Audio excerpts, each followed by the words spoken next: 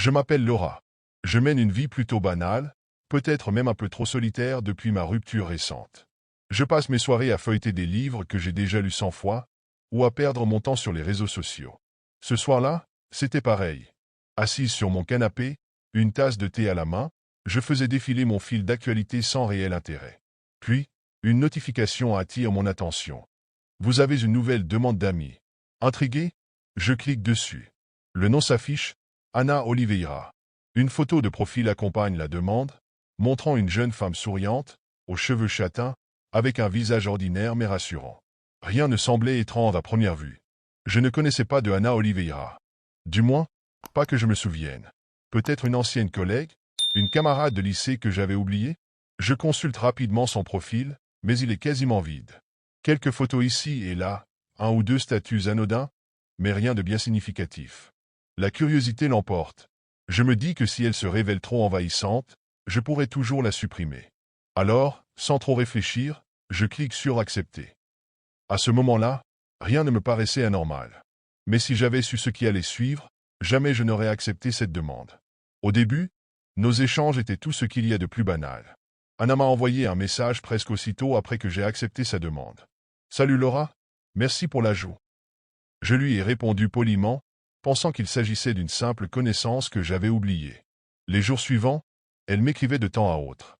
Elle posait des questions sur ma vie, mes goûts, mon travail.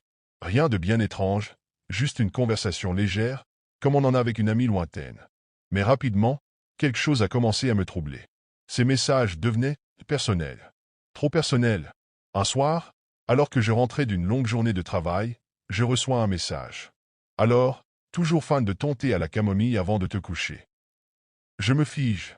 C'est vrai que je bois souvent du thé à la camomille le soir, mais comment pouvait-elle le savoir? Je n'avais jamais partagé ça sur les réseaux sociaux. Peut-être une simple coïncidence, me suis-je dit, bien que mal à l'aise. Puis, il y a eu d'autres remarques. Des choses que seule une personne proche de moi pourrait deviner. Tes livres sur la deuxième étagère ont l'air fascinants. La deuxième étagère, chez moi. Ce n'était pas une photo que j'avais postée. Anna n'aurait jamais dû savoir ce détail. Un autre soir, elle m'a envoyé une photo d'une rue. Ma rue. Je l'ai reconnue tout de suite. En dessous, un message. Je l'ai vu, non. Mon estomac s'est noué. Mon premier réflexe a été de me lever et de vérifier que toutes mes portes étaient bien verrouillées. Mais à travers la fenêtre, tout semblait calme. Il n'y avait personne dans la rue. C'est à ce moment-là que j'ai compris que quelque chose clochait vraiment. Cette Anna n'était pas une simple connaissance oubliée, ni une amie bienveillante. C'était quelqu'un ou quelque chose qui me surveillait de beaucoup plus près que je ne pouvais l'imaginer. Je ne pouvais plus ignorer ce malaise grandissant. Anna savait des choses que personne ne devait savoir, et cela devenait insupportable. J'ai décidé de la bloquer. C'était simple, non? Cliquer sur bloquer et en finir avec cette angoisse. Mais lorsque j'ai ouvert son profil, une sensation glaciale m'a traversé. Le bouton bloquer n'était plus là. À la place, une notification est apparue. Vous ne pouvez pas bloquer cet utilisateur. Je me suis figé.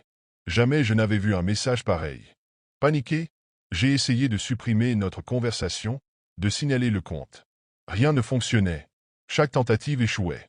Et puis, les choses ont empiré. Anna ne se contentait plus de m'envoyer des messages inquiétants.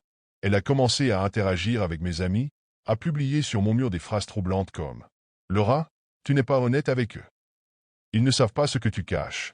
Mais moi, si. » L'horreur a atteint son paroxysme lorsqu'elle a commencé à se faire passer pour ma meilleure amie, Camilla. Elle utilisait son nom et sa photo de profil pour m'envoyer des messages qui semblaient si réels que j'ai cru un instant que c'était vraiment elle. « Laura, pourquoi tu ne réponds pas? On doit parler de ce que tu as fait. » J'ai immédiatement appelé Camilla. Sa voix, confuse et légèrement endormie, m'a rassuré temporairement. Elle n'avait rien envoyé. Mais alors, qui était derrière tout ça? Le moment le plus terrifiant est survenu le lendemain soir. Une nouvelle publication est apparue sur mon mur, une photo de moi en train de dormir. Je n'ai pas de mots pour décrire ce que j'ai ressenti. Cette photo, je ne l'avais jamais vue.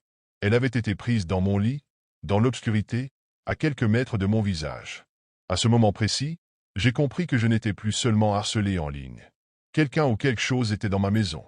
Après cette nuit terrifiante, je savais que je ne pouvais pas rester sans rien faire. Mon appartement était devenu un piège, chaque bruit, chaque ombre me faisait sursauter. Je devais comprendre qui était Ana Oliveira. Je me suis plongé dans une enquête frénétique. J'ai commencé par chercher son nom sur Internet, mais les informations étaient rares. C'est en consultant un forum local que je suis tombé sur un détail glaçant. Ana Oliveira était le nom d'une jeune femme morte dans un accident de voiture il y a 5 ans. Je n'arrivais pas à y croire. J'ai trouvé un article de presse relatant l'accident. Ana, âgée de 27 ans, avait perdu la vie sur une route de campagne. Une photo d'elle accompagnait l'article, et mon cœur s'est arrêté. C'était la même femme que sur le profil. Je continuais mes recherches, espérant trouver une explication logique. C'est alors que je suis tombé sur un autre détail qui m'a glacé le sang. Sur l'une des photos publiées après sa mort, Ana portait une blouse en coton bleu pâle, avec un motif floral subtil. Cette blouse, je la reconnaissais. C'était impossible, mais je savais ce que j'avais vu. C'était la même blouse que j'avais moi-même portée des mois auparavant, avant de m'en débarrasser après un incident étrange. À l'époque, je l'avais trouvée tachée de quelque chose qui ressemblait à du sang, sans savoir comment cela avait pu arriver. La réalité devenait insupportable. Plus je cherchais, plus je trouvais des indices reliant cette Ana Oliveira à moi, des détails que je ne pouvais expliquer. Puis, un dernier message est apparu sur mon téléphone. « Tu te souviens maintenant, n'est-ce pas ?» Mon cœur battait à tout rompre. Souvenir de quoi? Que me cachais-je en moi-même? J'avais l'impression que tout se brouillait, que ma mémoire me trahissait. Et si Ana ne se contentait pas de m'observer? Et si elle essayait de réveiller quelque chose en moi, une vérité que je refusais de voir? Je savais qu'il fallait fuir. Quitter cet appartement, effacer mes comptes, disparaître. Mais une partie de moi refusait de lâcher prise. Je devais aller au bout, découvrir qui ou quoi se cachait derrière ce cauchemar.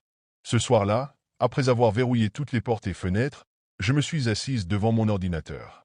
J'ai essayé une dernière fois de supprimer mon compte, mais chaque tentative me ramenait à un écran noir, suivi d'un message.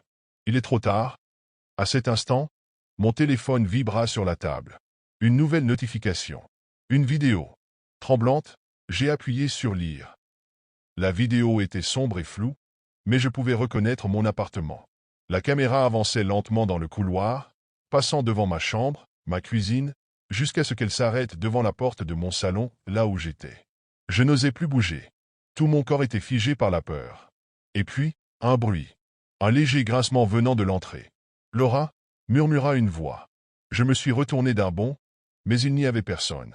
Le silence s'étira, lourd, oppressant. Puis, mon écran d'ordinateur s'éteignit brusquement. Dans le reflet noir de l'écran, je l'ai vue. Ana, debout derrière moi, son visage figé dans un sourire grotesque. Sa blouse bleu pâle était tachée, déchirée, et ses yeux semblaient vides, mais remplis d'une haine ancienne, viscérale. « Tu ne peux pas m'échapper » souffla-t-elle. Tout s'est éteint autour de moi. Une obscurité totale. Quand j'ai repris connaissance, j'étais seul. Mais quelque chose avait changé. Mon téléphone était à terre, et une nouvelle notification clignotait. Un message, cette fois signé de mon propre nom. « Bienvenue, Ana. » À cet instant, j'ai compris. Je n'étais plus seul dans mon propre corps. Je me souviens encore de ce jour-là, un dimanche tranquille, où j'avais décidé de me promener dans ce parc isolé.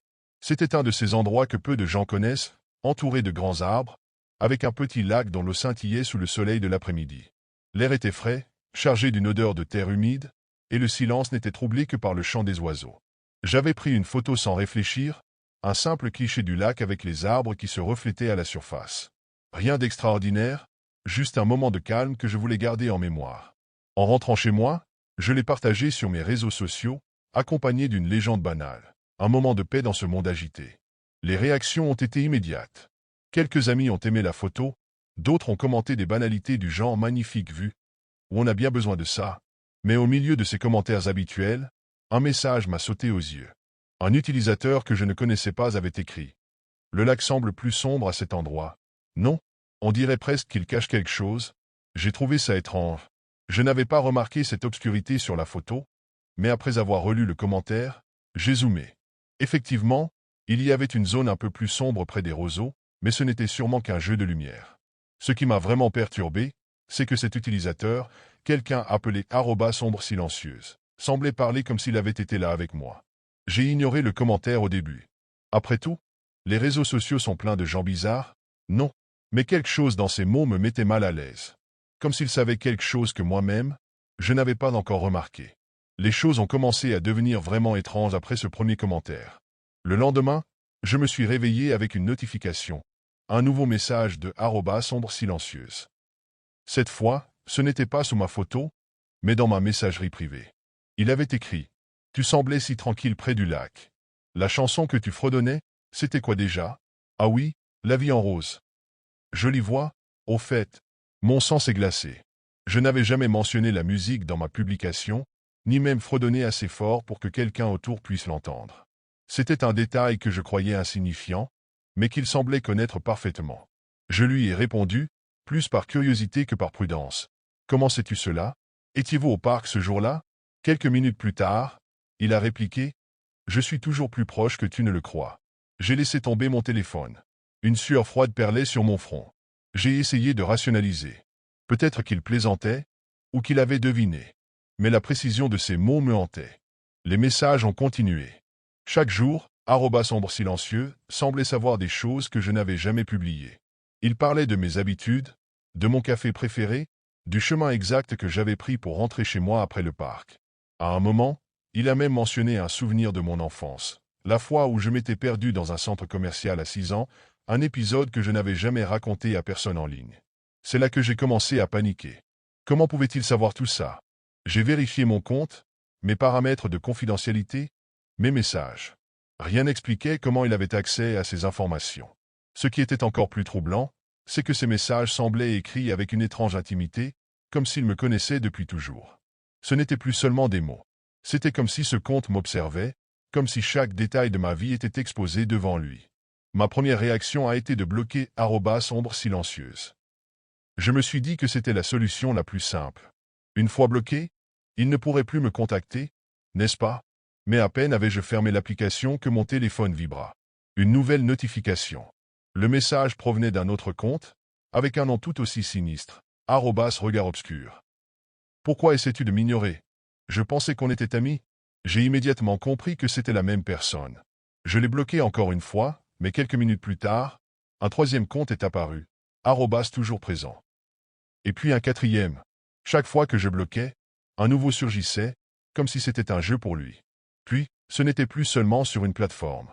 Mes autres réseaux sociaux ont été envahis par des messages similaires. Des phrases énigmatiques apparaissaient dans mes publications anciennes. Je suis là, ou ce n'est que le début. Même mes photos privées, celles que je n'avais jamais partagées, se retrouvaient dans ces messages, accompagnés de descriptions précises de leur contexte. Un soir, en désespoir de cause, j'ai désactivé tous mes comptes. Mais cela n'a rien changé. Peu après, j'ai reçu un SMS sur mon téléphone. Pas une notification d'une application, un vrai message texte. Jolie idée de tout désactiver, mais ça ne change rien. Je te vois toujours. J'ai lâché le téléphone, terrifié. Comment avait-il obtenu mon numéro? J'avais changé mes paramètres de confidentialité sur tout, verrouillé mes comptes, supprimé mon historique. Rien ne semblait l'arrêter. La nuit suivante, les choses ont empiré. Mon téléphone s'est allumé tout seul.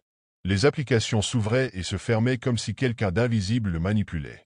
Mes messages privés étaient ouverts, mes photos défilaient. Une vidéo de moi, prise depuis l'appareil photo frontal, est apparue à l'écran. C'était une vidéo de cette même nuit, montrant mon visage endormi. Puis, un message est arrivé. Tu commences à comprendre? C'est là que les choses ont pris une tournure vraiment terrifiante.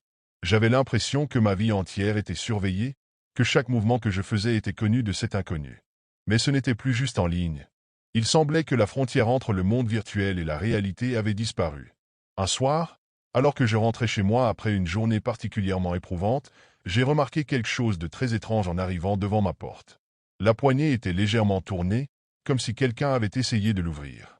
Je suis resté figé un instant, mon cœur battant à tout rompre. J'ai pris une grande inspiration et j'ai ouvert la porte. Rien n'avait l'air d'être déplacé à l'intérieur, mais une sensation de froid m'a envahi, comme si quelqu'un venait juste de partir. Le lendemain, je suis allé au travail comme d'habitude.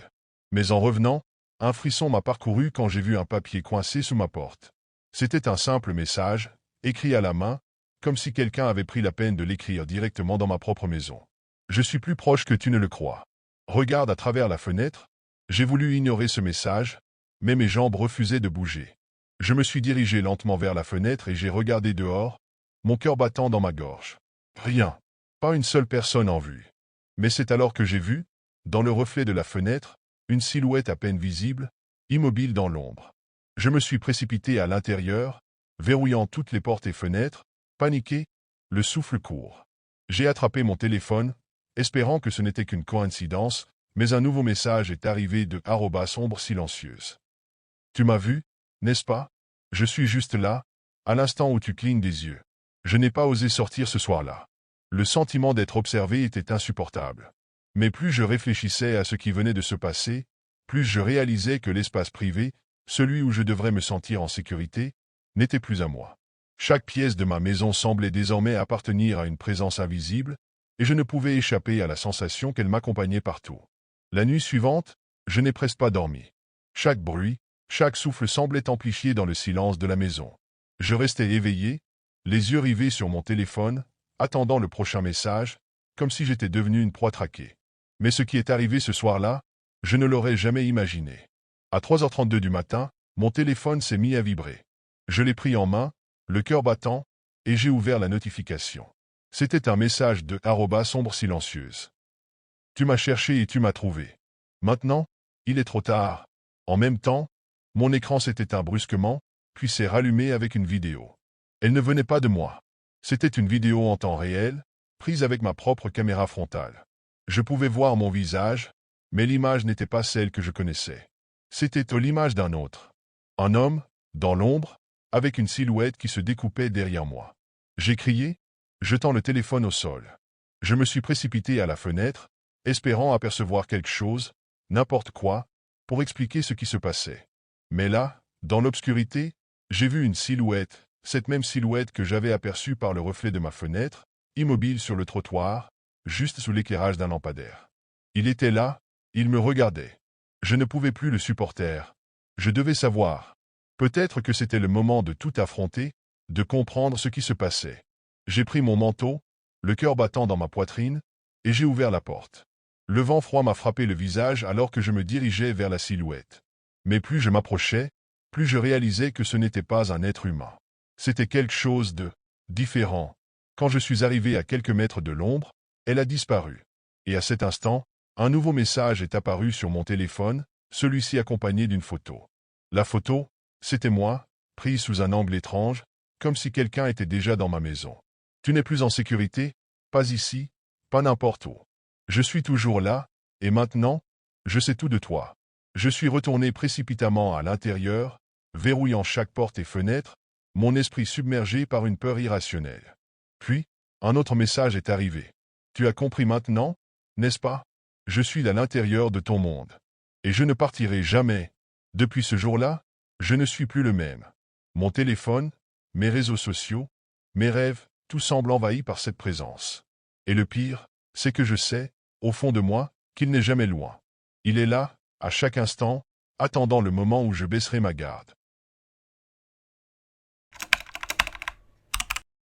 C'était une soirée comme une autre. Je venais de me poser devant mon ordinateur, prêt à lancer ma live habituelle. Mon petit appartement était calme, baigné dans une lumière douce provenant de la lampe sur mon bureau.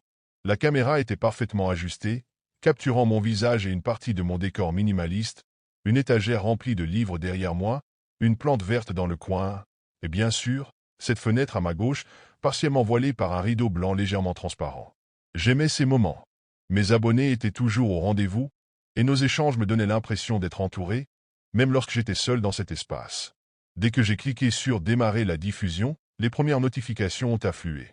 Les pseudos familiers apparaissaient dans le chat, accompagnés de leurs messages habituels. « Salut, ça va? Hâte de t'entendre ce soir. Trop cool.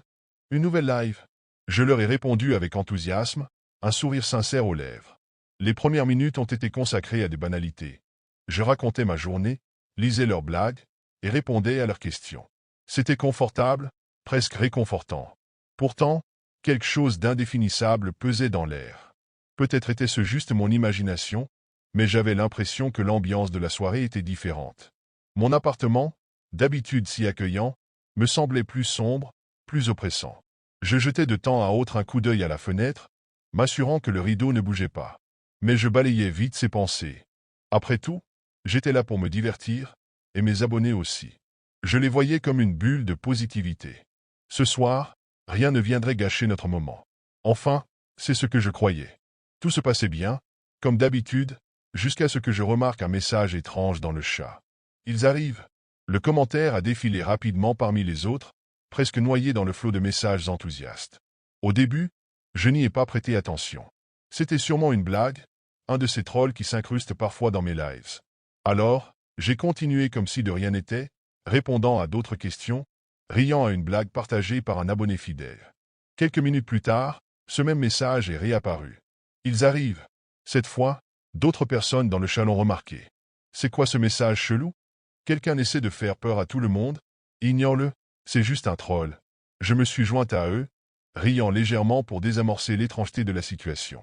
On a encore un petit comique ce soir, ai-je dit en souriant à la caméra. Vous êtes trop fort pour moi, hein? Mais au fond, quelque chose m'a troublé. Ce n'était pas tant le message en lui-même, mais le ton. Pas de smiley, pas de majuscule, rien qui suggérait une intention humoristique. Juste ces deux mots, simples et directs, ils arrivent. Quelques instants plus tard, d'autres messages ont suivi. Regarde derrière toi.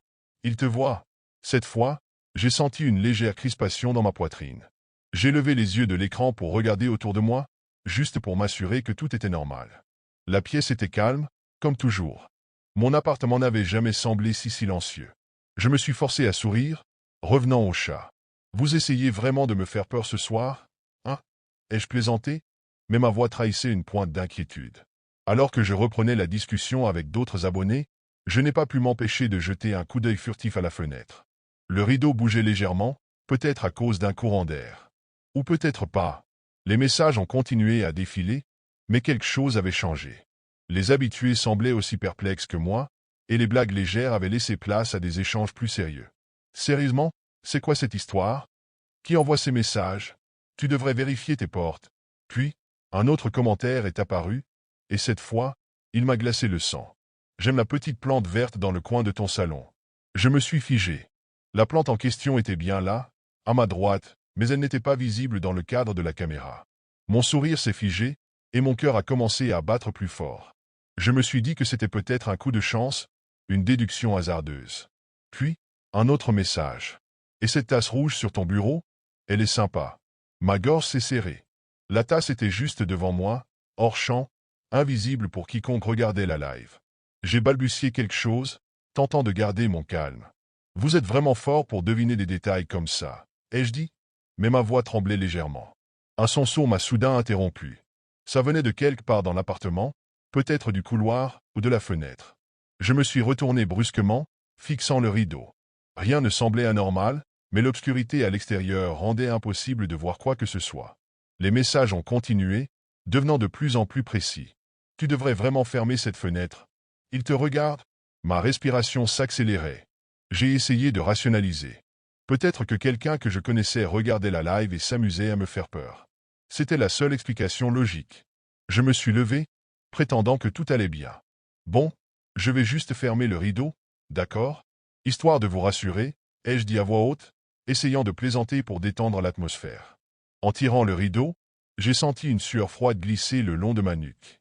L'extérieur était noir, mais mon reflet dans la vitre semblait me fixer avec une intensité que je ne comprenais pas. Et dans le chat, un dernier message avant que je retourne à ma chaise. Trop tard, je me suis rassis, le cœur battant à tout rompre. L'atmosphère dans la pièce était devenue oppressante, presque suffocante. Les messages dans le chat s'étaient multipliés, une cacophonie de questions, d'alertes et de panique. Qu'est-ce qui se passe? Tu devrais appeler quelqu'un. Regarde encore la fenêtre. J'ai voulu mettre fin à la live, mais lorsque j'ai cliqué sur le bouton pour arrêter la diffusion, rien ne s'est passé. La fenêtre de contrôle était figée, comme si le programme avait planté. J'ai tenté de relancer l'application, mais tout restait bloqué. Désolé les amis, petit problème technique, ai-je lâché d'une voix tremblante, espérant garder un semblant de contrôle. Mais les messages continuaient de tomber, et un d'entre eux a capté toute mon attention. Pourquoi y a-t-il quelqu'un derrière toi? Mon corps entier s'est raidi. Lentement, j'ai tourné la tête vers l'écran de mon live. Tout semblait normal au premier coup d'œil. Moi, assise devant ma caméra, avec mon décor habituel en arrière-plan. Mais dans un coin de l'image, juste à la limite du cadre, une silhouette se distinguait, floue et sombre, près de la fenêtre. Je me suis retourné instinctivement, mais la fenêtre derrière moi était vide. Aucun mouvement, aucune ombre. Pourtant, quand j'ai regardé à nouveau l'écran, la silhouette était toujours là, comme figée. Le chat s'était enflammé. Elle est là, juste derrière toi. Sors de chez toi. Ferme les rideaux. Mon sang s'est glacé lorsque l'image sur mon écran a commencé à changer. Le feed vidéo se brouillait par moments, et entre les interférences, je pouvais distinguer des flashs d'une image différente. Ce n'était plus mon visage qu'on voyait, mais la caméra semblait maintenant filmer une perspective légèrement décalée, comme si elle capturait la pièce depuis un autre angle. Dans ce nouvel angle, je me voyais, et derrière moi, une figure sombre, encapuchonnée, se tenait immobile, juste à côté de la fenêtre. J'ai bondi de ma chaise, la renversant derrière moi. Mon souffle était court, et mes yeux fouillaient frénétiquement la pièce. Il n'y avait personne. Pourtant, je sentais cette présence, cette sensation oppressante de ne pas être seul. J'ai crié vers mon écran. « Qui que vous soyez, arrêtez ça tout de suite. » Mais ma voix semblait se perdre dans le vide. Le chat, lui, continuait de défiler, saturé de messages en majuscules. « Il est dans la pièce. Ne te retourne pas. Trop tard. » Mon instinct me hurlait de fuir, mais mes jambes restaient figées, ancrées au sol par une peur paralysante. Mon regard allait du chat à la pièce autour de moi, cherchant désespérément une logique, une explication. Mais rien n'avait de sens.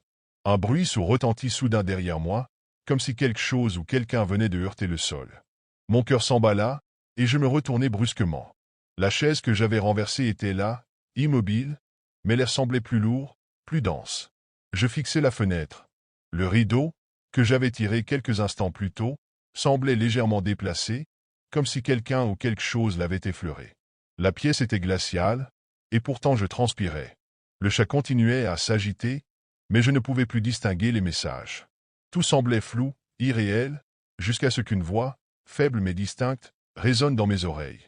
Elle ne venait pas de mon casque, mais de derrière moi. Ils sont là. Je me figeai, incapable de bouger. Mon écran de live se brouilla à nouveau, et une nouvelle image apparut, claire et nette. C'était toujours moi, mais vue sous un angle impossible, celui de ma fenêtre.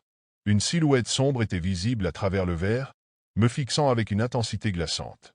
Je me retournai une dernière fois, m'attendant à voir cette figure, mais il n'y avait rien. Pourtant, la sensation d'être observé était insoutenable. Mon souffle était court, mes pensées se bousculaient, et tout ce que je voulais, c'était mettre fin à cette transmission. J'arrachai la prise de mon ordinateur, espérant que cela suffirait. L'écran s'éteignit instantanément, et le silence s'installa dans la pièce. Mais ce n'était pas un silence réconfortant. Il était lourd, oppressant, comme si quelque chose attendait. Un dernier coup d'œil vers la fenêtre. Cette fois, je la vis. Une silhouette encapuchonnée, debout à l'extérieur, le visage caché dans l'ombre. Mais ce n'était pas ça le pire. Le pire, c'était le reflet dans la vitre. Derrière moi, une deuxième silhouette venait d'apparaître, si proche que je pouvais presque sentir son souffle dans mon cou. Je n'eus pas le temps de crier. Le lendemain, mes abonnés, inquiets de mon silence, inondèrent mes réseaux sociaux de messages. Certains avaient sauvegardé les dernières secondes de la live. Une image figée où on me voyait assise, figée d'horreur, avec une ombre indistincte derrière moi. Mais moi, je n'étais plus là pour répondre. Je m'appelle Julien, et cette histoire me hante encore. Tout a commencé un vendredi soir, lorsque mes amis et moi, en quête d'un peu de frisson et de divertissement, sommes tombés sur un nouveau défi viral sur Facebook. L'idée était simple, regarder un film d'horreur, se filmer pendant les scènes les plus effrayantes et poster nos réactions. Un concept banal, mais qui avait déjà attiré des milliers de vues. Nous étions 4, moi, Julien, le sceptique de la bande, Sophie, qui avait un faible pour tout ce qui était surnaturel, Élodie, la pragmatique toujours un peu sur la réserve, et Maxime, le farceur du groupe. C'est lui, évidemment, qui nous avait convaincus de participer. « Ça va être drôle », disait-il. Et qui sait, peut-être qu'on deviendra viraux aussi. Ce soir-là, nous nous étions réunis chez Maxime. L'atmosphère était détendue, presque festive. Des bols de pop-corn traînaient sur la table basse, une lumière tamisée rendait la pièce chaleureuse, et le projecteur était prêt pour notre première projection. Maxime avait insisté pour choisir le film, un vieux classique japonais dont personne n'avait entendu parler, mais qu'il promettait d'être terrifiant. Alors que nous préparions le matériel pour nous filmer, Maxime, avec son sourire malicieux habituel, sortit son ordinateur portable. « Attendez, j'ai une idée pour pimenter un peu les choses. » Nous l'avons tous regardé avec curiosité. Il a tapé quelques mots sur son clavier, navigué sur des sites obscurs et a finalement trouvé une image. Je me souviens encore de cette photo. C'était flou, granuleux, comme une vieille capture d'écran. Une silhouette noire, à peine humaine, se tenait au milieu d'une pièce sombre, ses yeux rouges fixant directement l'objectif. « C'est quoi ça ?» demanda Sophie, visiblement mal à l'aise. « Un truc que j'ai trouvé sur la Deep Web », répondit Maxime, l'air de rien. « C'est juste pour le décor. Allez, détendez-vous. » Il a projeté l'image sur le mur derrière nous, juste assez visible pour créer une ambiance étrange sans distraire complètement de l'écran principal. Nous avons ri nerveusement et continué à installer la caméra. Mais au fond de moi, quelque chose n'allait pas. Cette image, il y avait quelque chose d'anormal, comme si elle respirait. Mais Maxime, toujours dans son rôle de clown, nous rassura. « C'est juste une blague, les gars. Ne soyez pas si coincés. » Et c'est ainsi que nous avons lancé le défi. À ce moment-là, nous ne savions pas que cette simple décision allait changer nos vies pour toujours. La séance avait commencé dans une ambiance presque joyeuse. Nous nous étions installés dans le canapé, serrés les uns contre les autres, et la caméra, posée sur un trépied, capturait nos moindres réactions. Le film, comme promis par Maxime, était un vieux classique japonais particulièrement dérangeant, rempli de silences oppressants et de scènes grotesques. Mais ce qui attirait sans cesse mon attention, ce n'était pas l'écran, mais cette maudite image projetée derrière nous. Chaque fois que je tournais la tête, la silhouette semblait différente. Pas grand-chose, juste des détails. Un bras légèrement plus levé, la tête un peu inclinée, ou cette impression que ses yeux rouges devenaient plus brillants. « Tu vois quelque chose, Julien ?» chuchota Sophie, qui avait remarqué mon malaise. Je secouai la tête, essayant de me convaincre que ce n'était que mon imagination. La séance se poursuivit, ponctuée de cris nerveux, de rires maladroits et de blagues de Maxime. À la fin du film, nous étions tous un peu soulagés, prêts à couper la caméra et à examiner nos réactions. Maxime s'approcha du projecteur pour éteindre l'image. « Bon, c'est pas mal, non? Vous voyez, c'était juste pour l'ambiance. » Il fit un clin d'œil, mais je remarquai qu'il évitait de regarder directement la silhouette. Nous avons transféré les images de la caméra sur son ordinateur pour les monter rapidement avant de les poster. C'est là que ça a commencé à devenir vraiment étrange. Dans les séquences que nous venions de filmer, il y avait des détails que nous ne pouvions pas expliquer. Par exemple, à un moment donné, on voyait une ombre traverser l'écran derrière nous, rapide et fluide, alors que personne n'avait bougé. Élodie fronça les sourcils. C'est peut-être un problème avec la caméra, mais Maxime, qui d'habitude aurait ri ou trouvé une excuse, restait étrangement silencieux. Plus troublant encore, sur une autre séquence, la silhouette de l'image projetée avait disparu. À sa place, on voyait un mur nu. Et pourtant, à la fin du film, je l'avais encore clairement vu derrière nous. « Attendez, c'est quoi ça ?» murmura Sophie, pointant un détail à l'écran. Dans une des dernières scènes, on pouvait distinguer un reflet dans la fenêtre derrière nous. Ce n'était pas nous. C'était quelque chose d'autre.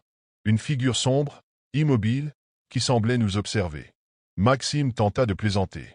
C'est sûrement un bug ou un effet d'optique. Mais sa voix tremblait. Malgré nos réticences, il insista pour poster la vidéo. « Allez, on l'a fait pour ça. Non, ça va faire parler. » Nous avons posté la vidéo tard dans la nuit. Quelques minutes après, les premiers commentaires sont arrivés. Certains riaient de nos réactions, mais d'autres demandaient si la silhouette dans le fond faisait partie du défi. Une personne écrivit « Elle a bougé. Vous ne l'avez pas vue ? Je ne dormis pas cette nuit-là. Et je ne fus pas le seul. » Les événements étranges ont commencé dès le lendemain. Tout d'abord, ce n'était que de petites choses, un bruit sourd dans la cuisine, comme si un objet était tombé sans raison apparente. Puis, des sons plus étranges encore. Des grattements dans les murs, des portes qui claquaient sans vent. Mais la véritable terreur est arrivée quelques jours plus tard. Tout a commencé avec les vidéos. Nous avons continué à filmer, encore et encore, par défi, et aussi par curiosité. Maxime était insistant, on doit continuer, c'est pour la gloire. Mais chaque nouvelle vidéo, loin de calmer les choses, semblait au contraire alimenter cette présence. Dans les nouvelles séquences, les ombres derrière nous étaient de plus en plus présentes, se déplaçant, s'étendant sur les murs comme si elles avaient une volonté propre. Une nuit, alors que nous enregistrions un film plus récent, la caméra s'éteignit soudainement en plein milieu de notre enregistrement. Maxime jura, se levant pour vérifier le câblage, mais dès qu'il posa sa main sur le câble d'alimentation, une lumière clignota dans le fond de la pièce, juste là où se trouvait l'image étrange de la Deep Web. Ce n'était pas normal, je le savais. Sophie s'écria « Regardez, ça bouge !» Je me suis tourné brusquement vers l'écran de la caméra et, horrifié, j'ai vu que l'image projetée dans le fond avait changé. Ce n'était plus simplement cette silhouette noire, mais maintenant elle semblait se rapprocher. Chaque fois que la caméra filmait, l'angle de la tête de la silhouette changeait, ses yeux rouges brillant d'une lueur plus intense, comme si elle nous observait. Mais ce qui nous glaça tous, ce fut le moment où nous avons commencé à revoir les vidéos que nous avions postées. Les images avaient commencé à changer. Pas seulement les ombres, non. Des éléments entiers de la vidéo étaient différents. Par exemple, dans l'une des vidéos, un cadre de porte qui était toujours resté fermé était désormais ouvert, et dans un autre, une silhouette floue se tenait derrière nous, visible seulement pendant une fraction de seconde. Élodie, tremblante, prit son téléphone et commença à regarder les commentaires sur la vidéo. « Vous avez vu ça? Cette fois, l'image bouge quand vous n'êtes pas en train de regarder. » Un frisson glacé me parcourut la colonne vertébrale. Les gens avaient remarqué. Ils voyaient des choses que nous ne voyions pas en temps réel. Et peu à peu, des utilisateurs commençaient à se demander si ce n'était pas une blague bien montée, une sorte de prank. Mais ceux qui avaient vu des détails similaires à nous laissaient des messages étranges. « Vous avez réveillé quelque chose. » Je n'arrivais plus à dormir.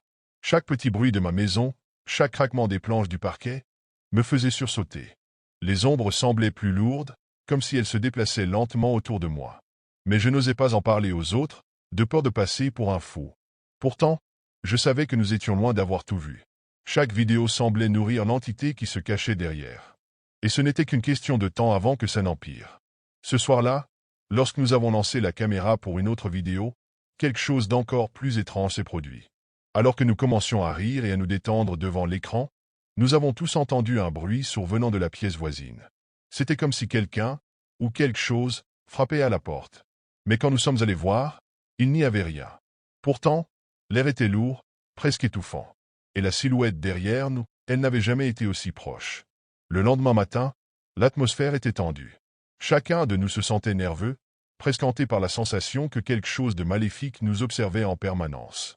Le groupe était devenu plus distant, nos rires forcés et nos conversations nerveuses. Mais ce qui se produisit ensuite nous plongea dans une terreur inimaginable.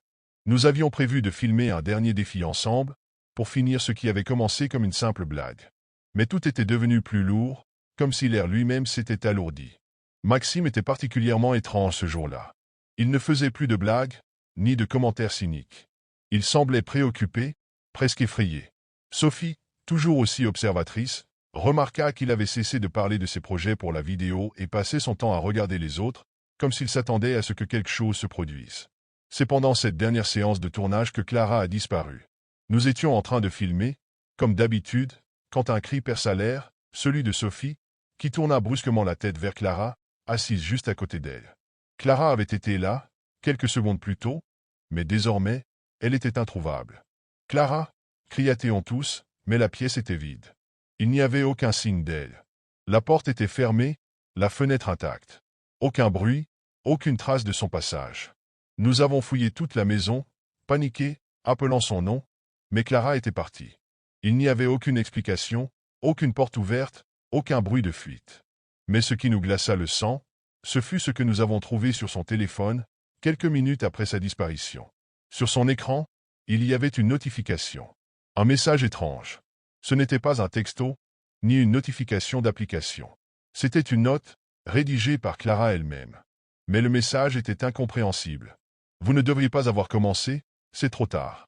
Ce n'est pas fini. » Et juste en dessous, une photo, une capture d'écran de la vidéo que nous venions de publier. Mais cette fois, une silhouette sombre se trouvait derrière elle, dans l'obscurité de la pièce, parfaitement visible, ses yeux rouges luisants de malveillance. Maxime était le plus perturbé de nous tous. Il tremblait de tout son corps, les yeux écarquillés, comme si sa propre réalité s'effondrait. « Je n'ai rien vu. Je n'ai rien fait, » balbutia-t-il. Mais quelque chose en lui avait changé. Il savait, tout comme nous, que Clara n'était pas simplement partie. Elle avait été prise. Et nous étions tous à présent les cibles de quelque chose que nous ne comprenions pas. Le temps semblait s'étirer, chaque minute devenant une éternité. Nous étions paralysés par la peur, incapables de réagir, et lorsque nous avons tenté de contacter la police, le signal de nos téléphones se coupa subitement. C'était comme si nous étions déconnectés du monde. Les murs de la maison semblaient se refermer sur nous, et l'entité qui nous avait observés dans les vidéos semblait se rapprocher de plus en plus. Cette nuit-là, alors que nous essayions de dormir, il n'y eut plus de cris. Plus de bruit. Mais lorsque nous avons vérifié nos téléphones, il y avait un autre message. Ce n'était pas Clara qui avait écrit cette fois. C'était quelque chose d'autre. Quelque chose qui savait où nous étions, ce que nous faisions, et qui nous observait maintenant, chaque minute, chaque seconde. Le dernier message m'est encore gravé dans l'esprit, comme une brûlure qui ne guérit jamais. Nous étions tous en état de choc, incapables de réfléchir clairement. Maxime, maintenant complètement désorienté, s'était replié dans un coin, les yeux pleins de terreur. Il répétait sans cesse, « On n'aurait jamais dû faire ça. C'est trop tard. » Nous avons décidé de faire une dernière tentative, de filmer une dernière vidéo pour essayer de mettre un terme à tout cela. Peut-être espérions-nous que cela calmerait la présence qui semblait nous envahir, ou peut-être étions-nous trop effrayés pour ne pas essayer. Nous avons allumé la caméra, chacun de nous essayant de paraître calme, bien que tout en nous hurlait que quelque chose de terrible allait se produire. Mais dès le début de l'enregistrement, l'air dans la pièce devint lourd, oppressant. La caméra semblait avoir des interférences, l'image sautait, clignotait.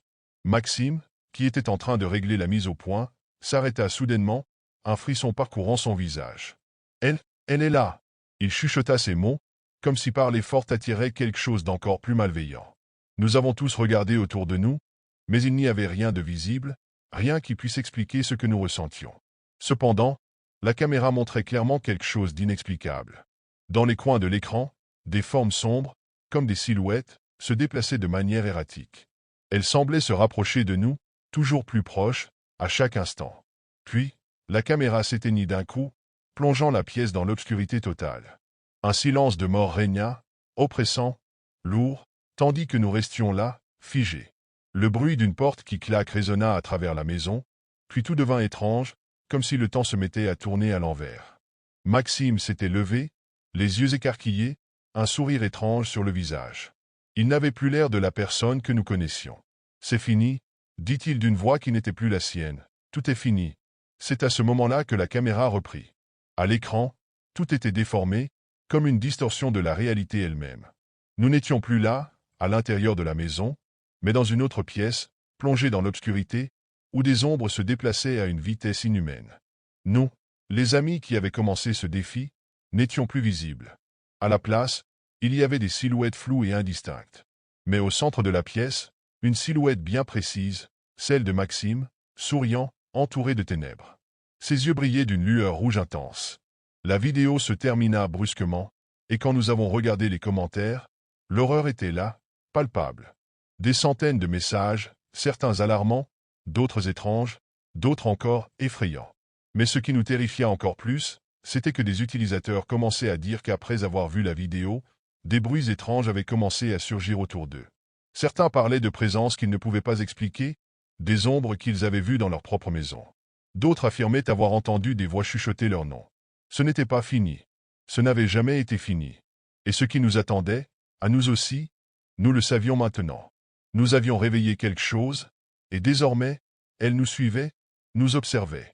Chacun de nous, encore vivant, savait que l'entité allait prendre plus. Que ce ne serait plus juste une vidéo. Que nous ne serions plus jamais seuls. C'était une journée ordinaire quand cette notification est apparue sur mon téléphone. Une demande d'amis, un nom que je n'avais pas lu depuis des années, Julien. Pendant un moment, j'ai cru rêver. Julien, mon ami d'enfance, celui avec qui j'avais partagé tant de souvenirs. Comment cela pouvait-il être possible? Mon cœur s'est emballé. Sa photo de profil m'a figé sur place, un sourire familier, le même qu'il avait sur cette vieille photo de classe. Pourtant, quelque chose clochait. Julien était mort. Un accident tragique, des années auparavant. Je m'en souvenais comme si c'était hier, le coup de téléphone, ma mère pleurant dans la cuisine, l'enterrement sous un ciel gris plombé. Tout cela m'avait hanté pendant si longtemps. Et pourtant, là, devant moi, son visage souriait comme si de rien n'était. J'ai hésité. Devais-je accepter la demande? Une partie de moi savait que c'était impossible, que c'était sûrement une mauvaise blague ou une erreur. Mais une autre partie, plus faible, plus curieuse, voulait y croire. Peut-être qu'il y avait une explication rationnelle. Peut-être qu'un cousin ou un ami avait repris son compte. Finalement, ma curiosité a pris le dessus. J'ai accepté. Presque immédiatement, un message est arrivé. « Salut, c'est moi. Ça fait longtemps, hein ?» J'ai senti un frisson parcourir mon dos. « C'est moi. » Ces mots résonnaient dans ma tête. Les messages ont commencé doucement, presque innocemment. Julien, ou du moins la personne derrière ce compte, me demandait des nouvelles, me rappelait des souvenirs d'enfance. Il parlait des après-midi passés à jouer dans le vieux parc derrière l'école, de nos éclats de rire en construisant des cabanes dans les bois. Des souvenirs si précis, si intimes, qu'il me donnait l'impression que c'était vraiment lui. Au début, cela m'a apaisé. C'était étrange, mais j'étais heureuse de revivre ces moments. Jusqu'à ce qu'il commence à m'envoyer des photos. La première était celle du parc où nous jouions autrefois, exactement comme je m'en souvenais. Les balançoires rouillés, les arbres noueux. Mais ce qui m'a troublé, c'est que la photo semblait récente. Le parc avait été rénové il y a quelques années, et pourtant, cette image montrait l'ancienne version, comme si elle avait été prise dans le passé. Puis, il m'a envoyé une photo de la maison où j'ai grandi. La façade blanche, la petite barrière en bois que mon père avait construite. Mais je savais que je n'avais jamais posté cette image nulle part. Comment l'avait-il obtenue? Mon malaise grandissait, mais je n'osais pas encore poser de questions. Je me disais que c'était peut-être une coïncidence, une vieille photo retrouvée par un tiers. Mais quand il a écrit « Tu te souviens de la cabane qu'on avait construite, là où tu t'es coupé le doigt ?» J'ai eu un choc. C'était un souvenir que je n'avais partagé avec personne. C'était Julien, et seulement Julien, qui savait cela. J'ai commencé à taper une réponse, mes mains tremblant légèrement. « Comment tu te souviens de tout ça ?» Sa réponse est arrivée presque immédiatement. Je n'ai jamais oublié. Un frisson glacé a parcouru ma colonne vertébrale. La curiosité avait fini par céder la place à l'angoisse. Il fallait que je comprenne ce qui se passait. Tout cela semblait trop personnel, trop précis pour être une simple coïncidence. Je me suis mise à enquêter sur le compte. D'abord, j'ai vérifié les amis de ce Julien. Il n'y en avait aucun, mis à part moi. Pas de publication publique, pas de photos, rien d'autre que nos échanges. Le profil semblait presque vide, comme un masque. Je suis remonté dans mes souvenirs et ai contacté d'anciens camarades d'école, ceux qui l'avaient connu. Personne n'avait entendu parler de ce compte. Certains m'ont même demandé si je me sentais bien, comme si poser ces questions était absurde. C'est alors que j'ai décidé de creuser encore plus. J'ai fouillé dans de vieilles boîtes, celles où je gardais les objets de mon enfance. Je suis tombé sur un album photo. À l'intérieur, il y avait une image que je connaissais par cœur, Julien et moi, riant devant le vieux chêne du parc. Mais quelque chose m'a frappé. Sur cette photo, il portait exactement le même t-shirt et le même sourire que dans la photo de profil du compte. Comme si elle avait été tirée de là. Un sentiment d'oppression m'a envahi. Était-ce quelqu'un de mon entourage qui jouait avec mes souvenirs? Était-ce un mauvais tour? Je devais en avoir le cœur net. Ce soir-là, j'ai pris une décision impulsive, visiter l'endroit où Julien avait été enterré. Cela faisait des années que je n'y étais pas allé. Sous un ciel couvert et une lumière blafarde, je me suis rendu au cimetière.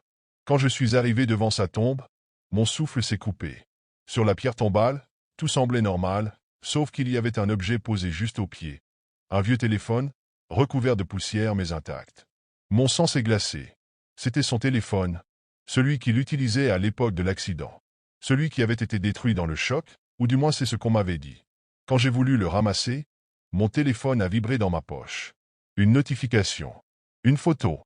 C'était moi, debout devant cette tombe, prise à cet instant précis.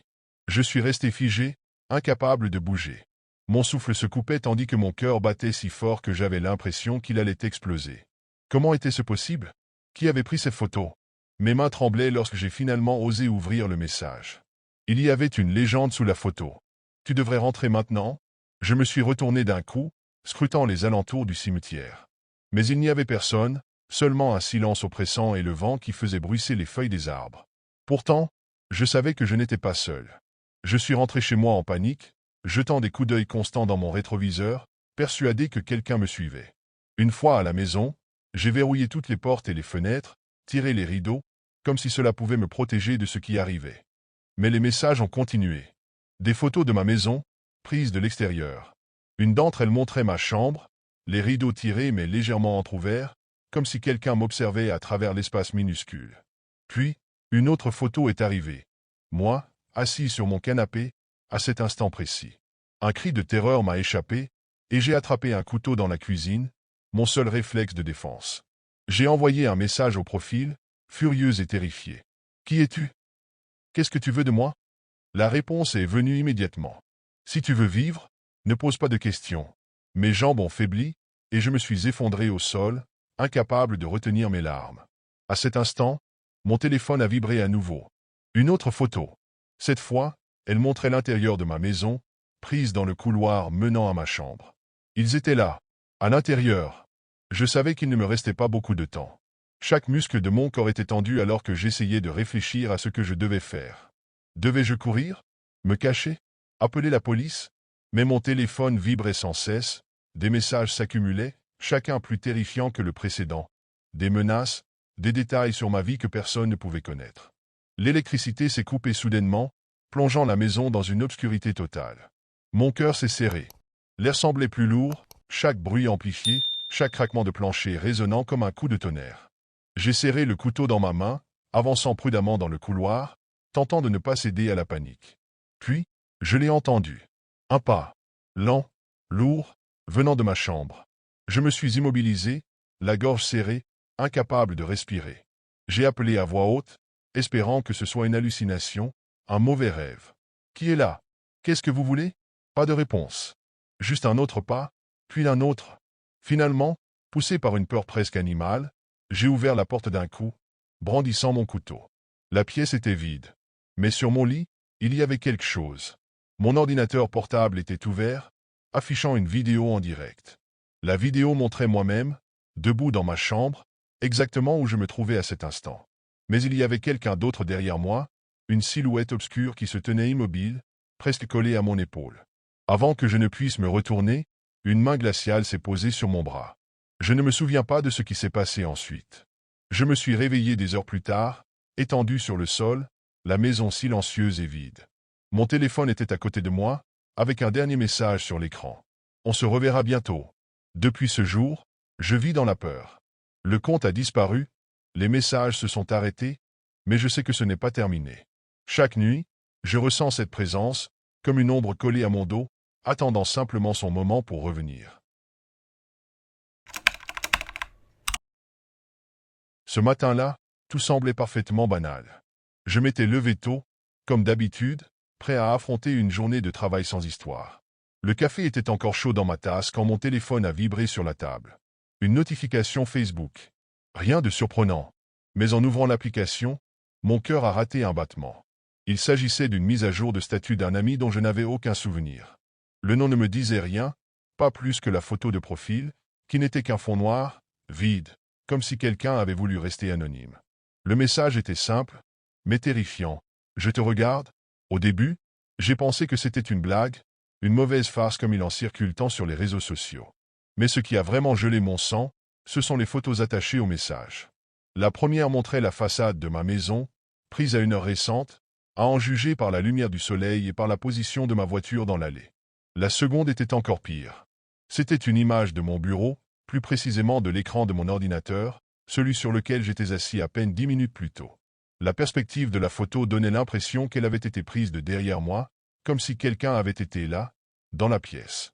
Je suis resté figé, le souffle court, mes doigts tremblants sur l'écran de mon téléphone. Qui était cette personne? Et surtout, comment pouvait-elle avoir accès à moi, à ma maison, à mon intimité? Mon esprit refusait d'accepter ce que je voyais. Il fallait que je comprenne. Qui était derrière ce profil? Était-ce une blague? Une caméra cachée? Ou quelque chose de bien plus sinistre? Je me suis plongé dans la page Facebook de cet utilisateur. Rien. Absolument rien. Pas de photo de couverture, pas d'amis, pas de publication, à part ce maudit statut. Le profil semblait être une coquille vide, créée uniquement pour m'envoyer ce message. J'ai cherché des indices. J'ai inspecté l'URL du profil, espérant y trouver un nom, une date, n'importe quoi. J'ai utilisé des outils en ligne pour tenter de localiser son IP ou découvrir des informations cachées. Mais chaque tentative me renvoyait dans une impasse. Ce profil n'existait que pour m'atteindre, et rien de plus. J'ai décidé de chercher parmi mes contacts. Peut-être que c'était un ami qui voulait me faire une farce, mais aucun des noms ne correspondait. J'ai même demandé à quelques proches s'ils connaissaient ce profil. Leur réponse était toujours la même, jamais entendu parler. Mon angoisse grandissait à mesure que mes efforts pour identifier cette personne échouaient. Ce n'était pas seulement l'intrusion qui me dérangeait. C'était cette impression oppressante d'être traqué, observé. Comme si, à chaque clic, quelqu'un était en train de surveiller mes mouvements, rire de ma confusion. Et puis, un doute terrifiant s'est glissé dans mon esprit. Cette personne ne se contentait pas de regarder. Elle savait exactement où j'étais, ce que je faisais, et même à quoi ressemblait ma vie privée. Face à cette situation insoutenable, j'ai pris une décision, bloquer ce profil. C'était la seule chose logique à faire. Si je ne pouvais pas découvrir qui se cachait derrière, au moins je pouvais mettre fin à cette interaction malsaine. Mes mains tremblaient tandis que je naviguais jusqu'à l'option de blocage. Je craignais qu'à tout moment une nouvelle notification apparaisse, qu'une autre photo encore plus intrusive surgisse. Mais finalement, après quelques secondes d'hésitation, je l'ai fait. Bloqué. Une fois l'action confirmée, le statut et les photos ont immédiatement disparu de ma page. C'était comme si tout cela n'avait jamais existé. Un étrange soulagement m'a envahi. Peut-être que c'était effectivement une mauvaise plaisanterie, et que la personne, voyant qu'elle n'obtiendrait aucune réaction, allait passer à autre chose. Je me suis forcé à reprendre le cours de ma journée. Mais malgré mes efforts, quelque chose me semblait anormal. Cette impression d'être observé ne voulait pas me quitter. C'était comme si une présence silencieuse flottait dans l'air autour de moi. Plus tard dans la soirée, des détails étranges ont commencé à m'agacer. Une lampe dans le salon qui vacillait sans raison. Un léger bruit de craquement provenant des escaliers, comme si quelqu'un y marchait lentement. Des ombres qui semblaient bouger à la périphérie de mon champ de vision, mais disparaissaient dès que je me tournais pour les regarder. J'essayais de me convaincre que c'était mon imagination, le contre-coup du stress. Pourtant, une partie de moi savait que le blocage de ce profil n'avait pas vraiment mis fin à ce cauchemar. Cette nuit-là, après avoir verrouillé toutes les fenêtres et portes, je me suis couché, en essayant de laisser derrière moi cette étrange sensation. Mais le sommeil ne venait pas. J'étais trop nerveux, trop tendu, comme si mes sens étaient en alerte constante, cherchant à capter chaque son, chaque mouvement. Puis, au milieu de la nuit, mon téléphone vibra sur ma table de chevet. Un autre message. Je me suis figé, mon cœur s'emballant dans ma poitrine. Je n'avais pas besoin de regarder pour savoir que c'était le même profil. La notification était là, brillante et inquiétante dans l'obscurité de ma chambre. En ouvrant l'email, je suis resté sans voix. La pièce semblait se resserrer autour de moi. Il y avait une nouvelle photo, et cette fois-ci, elle était encore plus perturbante que les précédentes. C'était moi, dans ma propre chambre, pris en photo depuis l'angle du miroir au-dessus de mon lavabo. Mon reflet, figé dans le verre, comme si quelqu'un l'avait pris au moment où je me préparais pour dormir. La photo n'était pas prise de loin. Non, elle semblait avoir été capturée juste derrière moi, comme si quelqu'un se tenait là, silencieux, sans que je ne m'en aperçoive. La phrase, encore une fois, « Je te regarde », je suis resté là, fixant l'écran de mon téléphone. Le froid qui m'envahissait était plus que physique, c'était une sensation glaciale, un frisson qui montait le long de ma colonne vertébrale. Mes mains étaient devenues moites, et je sentais une sueur froide perler sur mon front. Comment cette personne savait-elle exactement ce que je faisais? Comment pouvait-elle être si proche? La terreur m'a envahi, me faisant envisager une seule possibilité, la menace était bien réelle. Ce n'était plus une farce, j'étais observé, et cette fois, il n'y avait pas de doute. Le lendemain matin, je me suis réveillé avec une angoisse qui me paralysait.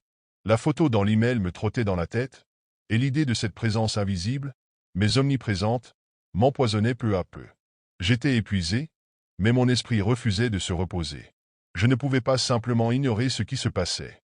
Après un petit déjeuner sans goût, j'ai décidé de descendre dans le salon, espérant que l'air frais de la matinée pourrait me calmer un peu.